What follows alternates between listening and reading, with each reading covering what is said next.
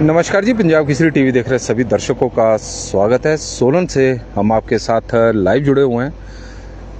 मौसम के साथ साथ सोलन का राजनीतिक जो मौसम है वो भी गर्म हो गया है। हालांकि ठंड का मौसम है, लेकिन जिस तरह से हम पिछले कुछ समय से देख रहे हैं कि तेज़ धूप जिस दिन खिल रही है तो प्रदेश में का जो तापमान है वो लगातार बढ़ रहा है। उसी तरह सोलन का जो राजनीतिक मौसम है वो भी आज कल गर्म है, क्योंकि सुप्रीम कोर्ट के आदेश कल आए हैं और सोलन को लेकर बड़ी महत्वपूर्ण सुप्रीम कोर्ट से जो जजमेंट आई है उस राहत भरी है। सुप्रीम कोर्ट ने अपने आदेश में नगर निगम की मेयर उषा शर्मा को शेष अपने कार्यकाल तक के लिए बहाल कर दिया है। यानी अब उषा शर्मा नगर निगम की मेयर बनी रहेगी और नगर निगम का जब चुनाव होंगे तब तक वो मेयर बनी रहेगी। इस तरह के आदेश माननीय सर्वोच्च न्यायालय द्वारा जारी किए गए, सरकार को दिए गए हैं और काफ़ी महत्वपूर्ण टिप्पणियां भी इस आदेश में माननीय सर्वोच्च न्यायालय द्वारा की गई है।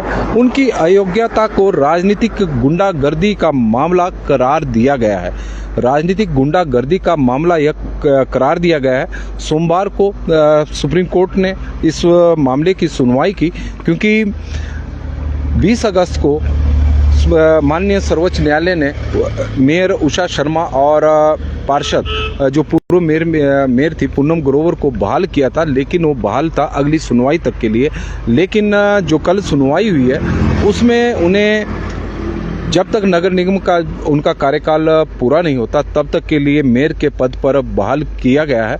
यानी हिमाचल प्रदेश में जो नगर निगम के अब चुनाव है अगले वर्ष होने हैं, क्योंकि सोलन की बात करें तो सोलन में जो चुनाव हुए थे वो 7 अप्रैल 2021 को हुए थे और उस जो नगर निगम का मौजूदा नगर निगम का जो टेन्योर खत्म हो रहा है वो अप्रैल में खत्म हो रहा है। लेकिन सरकार चाहे तो समय से पहले भी चुनाव करवा सकती है और जिस तरह की तैयारियां सरकार की ओर से चुनाव को लेकर चली है तो उससे लग रहा है कि नगर निगम के चुनाव सोलन सहित अन्य जो नगर निगम जो सोलन के साथ अब 3 नगर निगम और बनी है, इसके अलावा मंडी है, पालमपुर है और धर्मशाला है, जहां पर चुनाव अगले वर्ष होने हैं।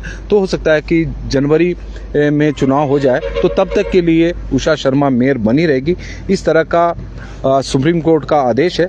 न्यायमूर्ति सूर्यकांत, न्यायमूर्ति एन कोटेश्वर सिंह की पीठ ने 20 अगस्त 2024 को अपने आदेश को पूर्ण घोषित कर दिया है, जिसमें सोलन की महापौर की अयोग्यता पर रोक लगा दी गई है तथा उनके निष्कासन को पुरुष पक्षपात का मामला करार दिया गया है। पुरुष पक्षपात का मामला करार दिया गया है क्योंकि महिलाएं हैं और महिलाओं के सरकार कोर्ट का भी यह मानना है कि महिलाओं के साथ जाती हुई है और उसके संदर्भ में कोर्ट ने यह टिप्पणी की है। शीर्ष अदालत की पीठ ने कहा है कि 20 अगस्त 2024 का जो अंतरिम आदेश है वो पूर्णतः लागू माना जाएगा।